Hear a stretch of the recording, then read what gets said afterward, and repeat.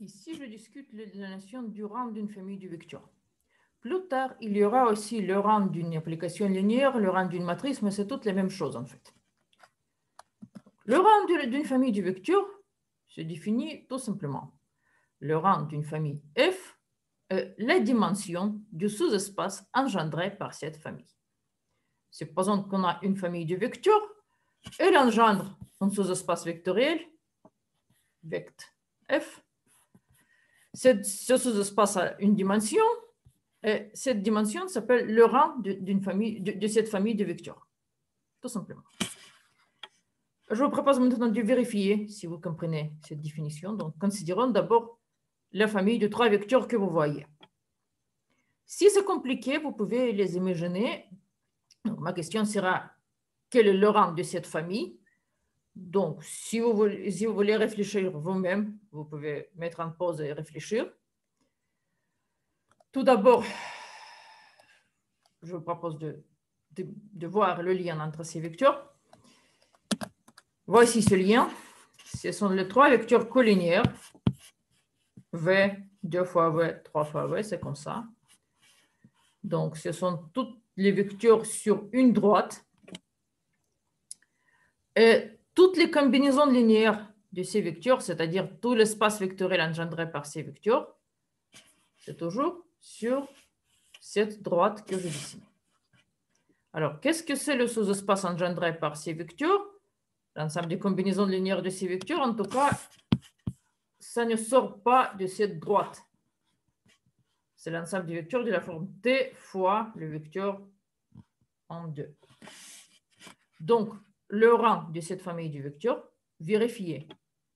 Réfléchissez, mettez en pause si nécessaire, parce que je vais vous dire la réponse. Le rang de cette famille de vecteurs est égal à 1. Vous voyez, ce sont 3 vecteurs de dimension 2, mais le rang de cette famille est égal à 1. Ça arrive. Alors, avant de continuer, je dois vous donner une proposition assez simple sur la dimension d'un sous-espace quelconque. Pas toujours un sous-espace engendré, mais supposons qu'on a un espace vectoriel E de dimension n, de dimension finie. Alors, supposons qu'on a aussi E' sans sous-espace. Pour le moment, je ne sais rien sur ce sous-espace, mais je peux quand même dire que d'abord, sa dimension est finie est inférieure ou égale à n, et puis que si cette dimension de E' est égale à n, alors E' est égal à E. Ça, c'est une proposition simple. Ça m'étonne que parfois sa démonstration prend quelques paragraphes. Mais non, il n'y en a pas besoin. L'idée est très simple. Considérons une famille libre dans E'. Par exemple, une base ou toute famille libre de vecteurs dans E'. Et il ne peut pas avoir plus que n vecteurs, parce que toute famille libre dans E, toute famille de vecteurs dans E' est aussi une famille de vecteurs dans E. Et si elle est libre dans E', alors elle est libre dans E. Et on sait que E est de dimension n, c'est-à-dire toute famille de plus de n vecteurs dans E est liée. C'est-à-dire si la famille libre dans E', si la famille était libre dans E', alors elle contient au plus n vecteurs. En particulier, dans une base de E', il y a au plus n vecteurs de toute famille libre. Toute famille libre peut être étendue à une base. Donc, dans toute base, il y a au plus n vecteurs, c'est-à-dire que la dimension de E' est inférieure ou égale à n.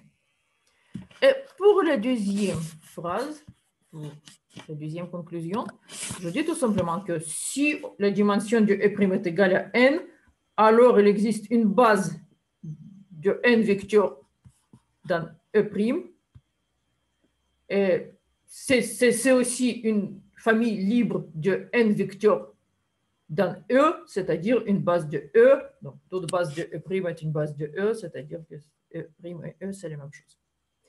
C'était une proposition simple qui nous permet d'annoncer des propriétés de base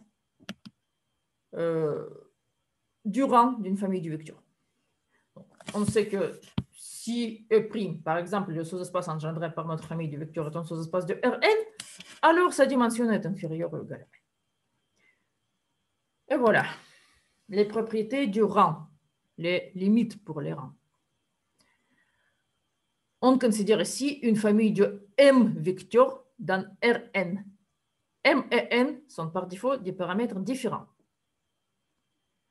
Alors, tout d'abord, le rang de cette famille de vecteurs est inférieur ou égal à M, parce qu'une famille de M vecteurs engendre un sous-espace de dimension plus M. Donc, chaque vecteur donne au plus une direction.